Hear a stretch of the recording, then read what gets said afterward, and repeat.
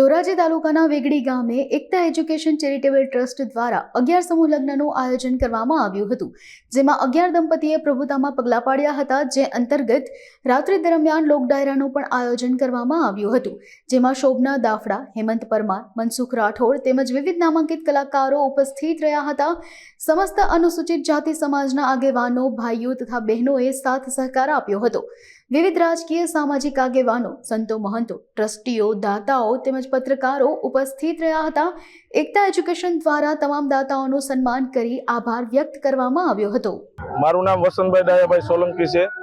આજ રોજ એકતા education and charitable trust દ્વારા જે 11 યુગલોના અમે જે સમૂહ લગ્નનું આયોજન કર્યું છે, સંપન્ન થવાની તૈયારીઓમાં છે અને અમે લોકો સાથ અને સહકારથી જે સમાજે અમને આપ્યો છે અને અમને સમાજે બહોળો સાથ અને સહકાર આપ્યો છે। સમાજે ક્યારેય પણ મને ના નથી પાડી અને સહકાર એટલો બધો આપ્યો છે કે મને પણ ખુદને એવું નહોતું કે હું આવા સમૂહ લગ્ન કરી શકીશ।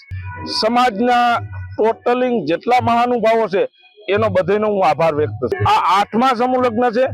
8 વર્ષથી મેં પ્રયાસ કર્યો છે। મારી અને મારી ટીમે 11 નવ દંપતીઓએ પ્રભુતામાં પગલાં પાડ્યા છે। દેવદાનભાઈ મુછડિયા, સામાજિક અગ્રણી।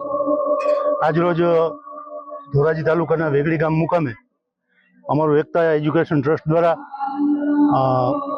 8મા સમૂહ લગ્નોત્સવનું આયોજન હતું।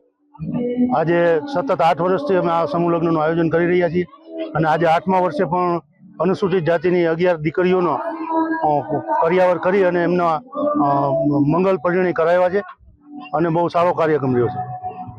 સમાજને વ્યસન મુક્તિ અને વધુમાં વધુ શિક્ષિત બનો, બાબા સાહેબે જે કીધું હતું એ પ્રમાણે સમાજ વધુ શિક્ષિત બને અને વ્યસન મુક્ત થાય અને સંગઠિત બને એવો સંદેશો આ સમૂહ લગ્ન દ્વારા અમે આપ્યો છે।